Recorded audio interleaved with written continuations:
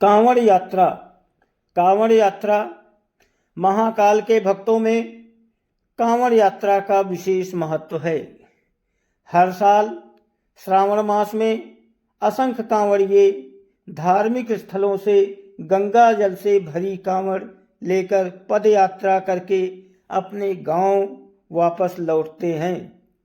इसी सफर पे कांवड़ यात्रा बोला जाता है।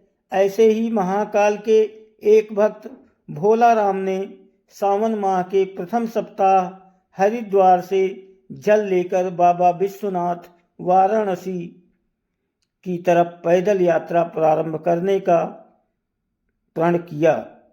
ये कांवड़ यात्रा आज तक की सबसे लंबी दूरी की यात्रा बनने वाली थी। भोला राम के इस ऐलान से आसपास के गांव में खलबली मच गई, क्योंकि भोला राम शारीरिक तौर पर ज़्यादा मजबूत नहीं था, लेकिन फिर भी उसने इतना बड़ा संकल्प कर लिया था कि जहां बड़े बड़े भक्त घुटने टेक दें। भोला राम के परिवार वाले उसे समझाने की बहुत कोशिश करते हैं, लेकिन भोला राम का संकल्प अटूट था।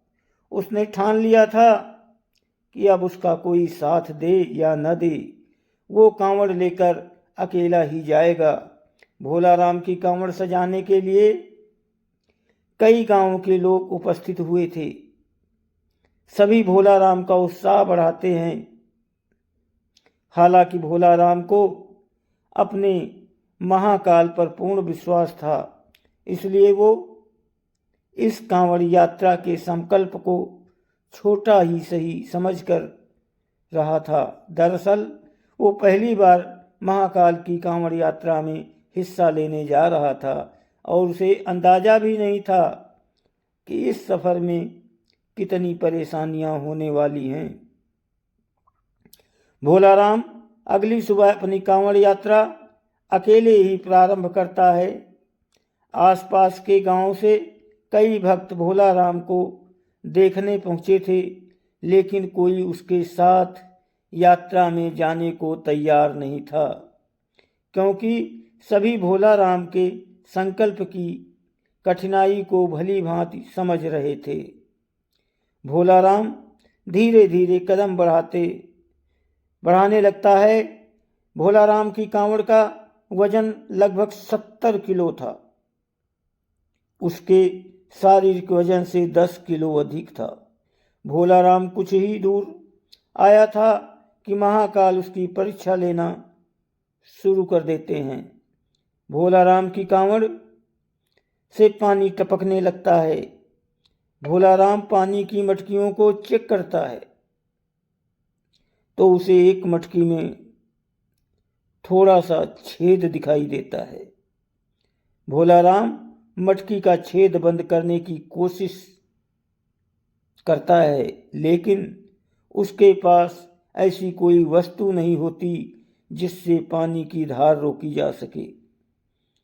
वो महाकाल का नाम लेकर आगे बढ़ने लगता है। अचानक उसे रास्ते में एक मजदूर दिखाई देता है जो रोड बनाने के काम में लगा था। आग के पास खड़ा होकर डामर गर्म कर तुरंत तरकीब सूझी। वो मजदूर के पास जाकर थोड़ा सा डामर लेकर मटकी के छेद में लगा देता है और डामर लगते ही पानी टपकना बंद हो जाता है। भोला राम मजदूर को धन्यवाद देते हुए आगे बढ़ जाता है। समस्या का समाधान होते ही भोला राम का उत्साह दोगुना हो गया था और उसकी यात्रा की गति बढ़ चुकी थी। 4 घंटों की यात्रा होते ही भोला राम बहुत थक चुका था और रोड के किनारे एक पेड़ के पास बैठ जाता है। भोला राम अपने साथ कुछ खाने पीने की सामग्री रख कर लाया था, जिसे निकाल कर वो खाने लगता है। खाना खाने के बाद भोला राम को नींद आ जाती है और वो पेड़ से टिक कर सो जाता है। उसी सड़क से 2 राहगीर गुजर रहे होते हैं। अचानक उनकी नज़र भोला राम पर पड़ती है। वो पेड़ से टिका हुआ सो रहा था और उसके बगल में एक थैला और कांवड़ रखी होती है। ये दोनों राहगीर आदतन अपराधी थे। भोला राम का थैला चोरी करने के विचार से दोनों उसकी तरफ बढ़ने लगते हैं। भोला राम के थैले में कुछ पैसे और उसके यात्रा में उपयोग होने वाली जरूरी वस्तुएं रखी हुई थी। दोनों राहगीर जैसे ही भोला राम का थैला उठाते हैं, दहशत से उनके पांव कांपने लगते हैं, क्योंकि थैला उठाते ही भोला राम के सर के ऊपर एक बहुत विशाल सांप फन फैलाए खड़ा हो जाता है। सांप को देखते ही थैला छोड़कर दोनों दुम दबाकर भाग जाते हैं। भोला राम को सोते हुए पूरी रात गुजर जाती है। उसे इस घटना की भनक तक नहीं लगती और जैसे ही वो सुबह उठकर देखता है कि उसका थैला थोड़ा दूर पड़ा हुआ है, उसे समझ में आ जाता है कि किसी ने चोरी करने की कोशिश की थी, लेकिन उसे ताज्जुब होता है कि चोरों ने थैला छोड़ क्यों दिया था। भोला राम तुरंत थैले में अपना सामान देखता है। उसे सभी चीज़ें व्यवस्थित मिलती हैं। वो अपनी नित्य क्रिया करके कांवड़ यात्रा पुनः प्रारंभ कर देता है। भोला राम को महाकाल की यात्रा में आनंद आने लगता है। भोला राम को रास्ते में कांवड़ ले जाते देख कई श्रद्धालु खाने पीने की वस्तुएं और पैसे उसे भेंट करते हैं। भोला राम को सफ़र करते हुए 8 दिन गुजर चुके थे और अभी तक उसने आधा ही सफ़र तय किया था। रास्ते भर बारिश की बूंदें भोला राम को थकान का एहसास नहीं होने दे रही थी। अभी तक तो भोला राम को सफ़र में किसी खास परेशानी का सामना नहीं करना पड़ा था, लेकिन अब उलझने बढ़ने वाली थी, क्योंकि बारिश तेज होने लगी थी। नदियों का जलस्तर बढ़ रहा था और अभी भोला राम को रास्ते में कई नदी नाले पार करने थे। भोला राम शारीरिक दुर्बल जरूर था, लेकिन उसके हौसले बुलंद होते हैं। महाकाल की भक्ति ने उसे ऐसा साहस दिया कि वो अपनी कांवड़ यात्रा को बिना रोके आगे बढ़ता जा रहा था। अचानक भोला राम को लोगों की भीड़ दिखाई पड़ती है। वो पास जाकर देखता है तो हैरान हो जाता है, क्योंकि नदी का पुल टूट चुका होता है और आगे जाने के लिए यही एक रास्ता था, और जब तक नदी का पानी सामान्य स्तर में नहीं होता, यहाँ से पार करना नामुमकिन था।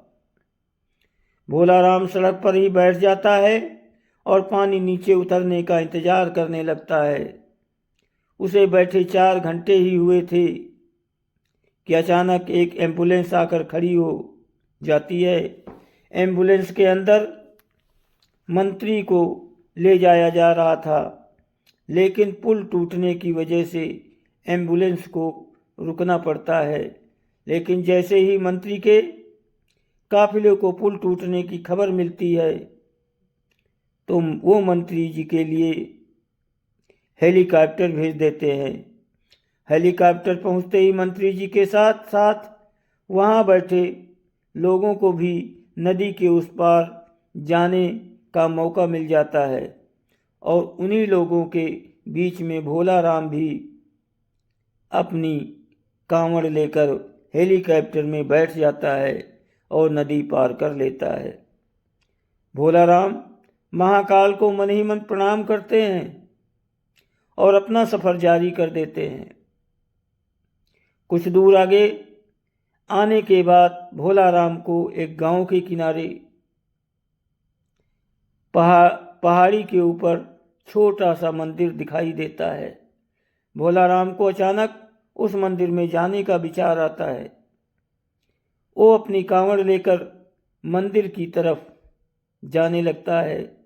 मंदिर थोड़ा ऊंचाई पर था, उसे ऊपर चढ़ने में परेशानी हो रही थी, लेकिन भोला राम पेड़ की शाखाएं पकड़कर मंदिर के द्वार तक पहुंच जाता है और अपनी कांवड़ को मंदिर के बाहर रखकर अंदर प्रवेश करता जाता है। अंदर पहुंचते ही उसे एक साधु ध्यान में बैठे दिखाई देते हैं। भोला राम की आहट से उनकी आंखें खुल जाती हैं। वो भोला राम को उसके नाम से बुलाते हुए कहते हैं कि भोला राम, लाओ पानी मुझे दे दो, मुझे बहुत प्यास लगी है। भोला राम को ताज्जुब होता है कि साधु ये कैसे जानते हैं कि मैं मटकी में जल लाया हूँ। भोला राम तुरंत साधु के सामने हाथ जोड़कर खड़ा हो जाता है और कहता, बाबा आप तो अंतर्यामी प्रतीत हो रहे हैं। आप तो सब जानते हैं कि मैं कांवड़ के लिए पवित्र जल ले जा रहा हूँ, जिसे मैं अपने महाकाल, और अगर मैंने ये आपको दे दिया तो मेरे रहने के लिए कुछ नहीं बचेगा, और वैसे भी रास्ते में बहुत सारा जल गिर चुका है। मैं क्षमा चाहूँगा, मैं आपको जल नहीं दे सकता। और इतना कहकर भोला राम मंदिर से बाहर आ जाता है और अपना कांवड़ लेकर पहाड़ के नीचे उतर आता है। भोला राम कच्चे रास्ते से आगे बढ़ने लगता है। थोड़ी ही दूर उसे गांव दिखाई देता है और जैसे ही वो गांव के करीब पहुंचता है, वहां कुछ लोग बैठे होते हैं। सभी भोला राम को कांवड़ ले जाते देख उसके पास पहुंच जाते हैं। गांव के लोग भोला राम को खाने पीने की वस्तु भेंट करने के लिए आगे आते हैं, लेकिन भोला राम उन्हें रोक देता है और कहता है, अगर आप मुझे कुछ देना ही चाहते हैं तो पीछे पहाड़ी पर एक मंदिर है, वहाँ एक साधु भूखे प्यासे बैठे हैं, कृपया करके उन्हें ये सब भिजवा दीजिए।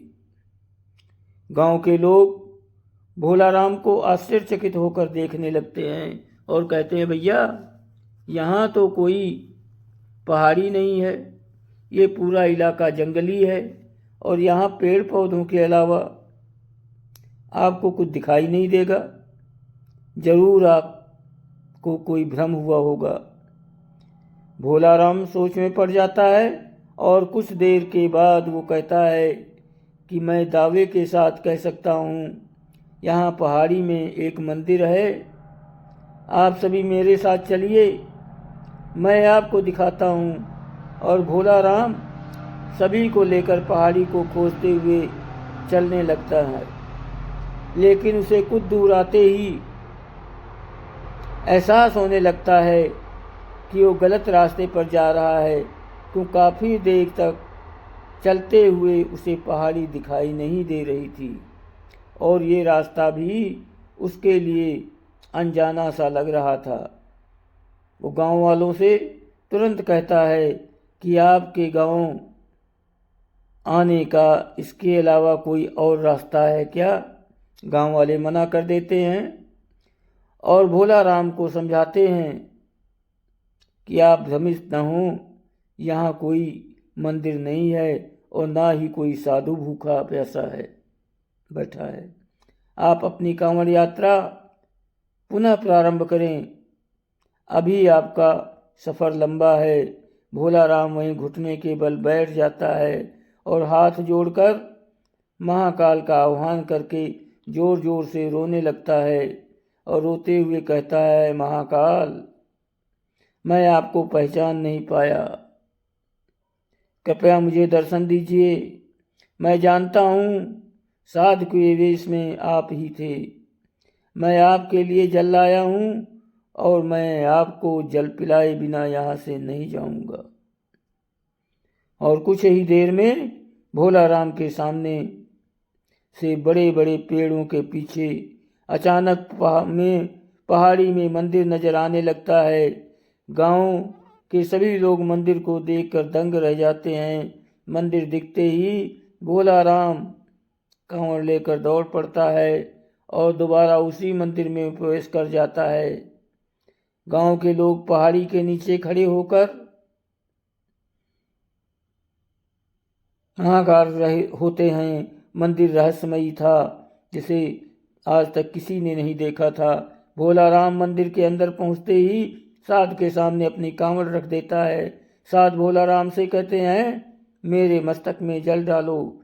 और जैसे ही भोला राम मटकी से साध के सर में जल डालता है, अचानक उसके सामने का नज़ारा बदल जाता है और वो वाराणसी की गंगा नदी के किनारे पहुंच चुका होता है।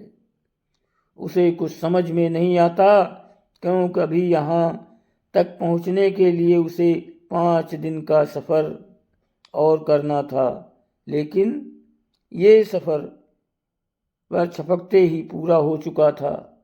महाकाल की महिमा को वो समझ चुका था। भोला राम की आंखों में आंसू आ जाते हैं और वो गंगा नदी के किनारे महाकाल के ध्यान में बैठ जाता है। भोला राम की कांवड़ यात्रा स्वयं महाकाल ने संपन्न की थी, जिससे भोला राम का जीवन धन्य हो गया था और उसकी कांवड़ यात्रा पूरी होती है। महाकाल की कहानी गाथा समाप्त होती है। दोस्तों, वीडियो को लाइक और सब्सक्राइब जरूर करें। आप सबकी बहुत मेहरबानी होगी। आप सभी को बहुत बहुत बहुत धन्यवाद। कब जैसी आपको कहानी चाहिए आप कमेंट करें, वैसी ही देंगे। आपको धन्यवाद।